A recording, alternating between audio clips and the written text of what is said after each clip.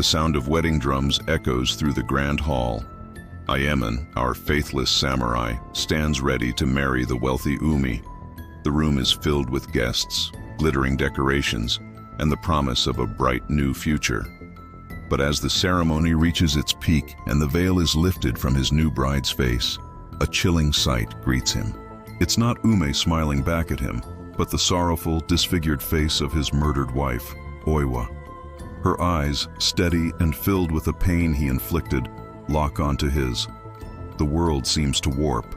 A paper screen tears. A lantern in the corner, one he doesn't remember being there, suddenly tips over. Panic, cold and sharp, seizes Iemon. In the classic tellings of this tale, this is where his mind shatters. Believing he is fighting off Oiwa's vengeful spirit, he draws his sword and lashes out at the vision. But it isn't a ghost he strikes. It's his new bride, Aomi. In the ensuing chaos, her father also falls to Iemon's blade. You see, Oiwa never has to lift a finger. She doesn't need to swing a sword or scream curses.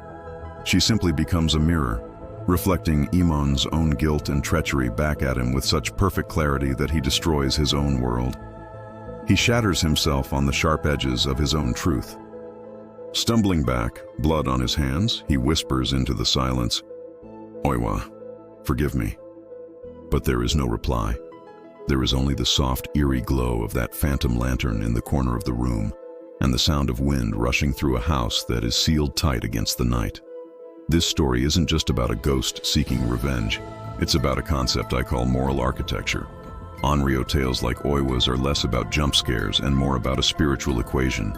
A vow was broken, a life was unjustly taken, and the universe itself demands that the scales be rebalanced. The haunting is the consequence, the moral debt coming due. It also taps into a deep psychological fear. The most terrifying hauntings aren't always what's there, but what we think is there. Iemon saw what his guilt-ridden mind feared most, and his reaction, born from that misperception, sealed his fate. He was haunted not just by a ghost, but by his own conscience. The curse, however, didn't end with Iemon. It seemed to bleed from the story into reality itself. Follow our channel and join me for part 5, where we'll explore the curse behind the curtain, the strange accidents, the protective rituals, and why even today actors still visit Oiwa's shrine to pray before daring to perform her story on stage. You won't want to miss it.